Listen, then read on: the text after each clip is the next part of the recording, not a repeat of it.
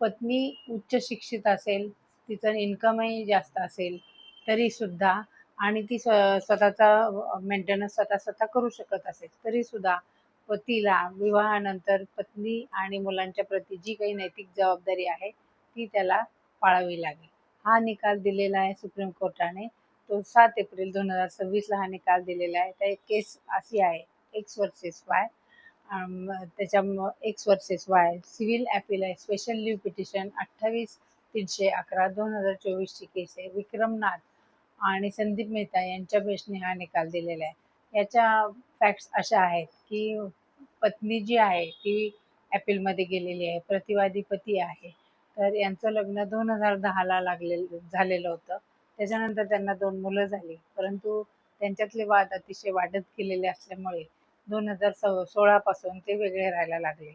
नंतर पत्नीने फॅमिली कोर्टामध्ये अर्ज केला की मेंटेनन्ससाठी मुलं आणि तिचा जो मेंटेनन्स आहे त्यासाठी अर्ज केला. फॅमिली कोर्टाने अशी ऑर्डर दिली की प्रतिमाह 80,000 रुपये मेंटेनन्स पतीला ऑर्डर दिली की द्यायला पाहिजे म्हणून. तर पतीने ती काही ऑर्डर पाळली नाही. नंतर पत्नी हायकोर्टात गेली की ह्या केसची अर्जंट सुनावणी व्हावी. परंतु हायकोर्टाने तिने जे ॲप्लिकेशन केलं ते फेटाळून लावलं.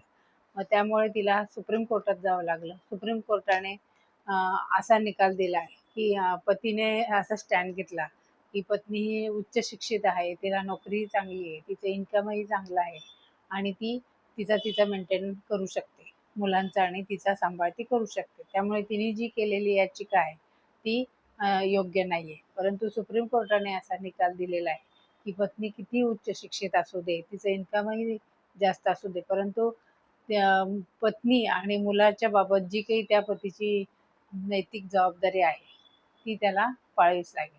आणि ते फॅमिली कोर्टाने जी 80,000ची प्रतिमाह मेंटेनन्सची ऑर्डर दिलेली होती, ती त्याने पाळली पाहिजे. असा हा सुप्रीम कोर्टाचा निकाल आहे.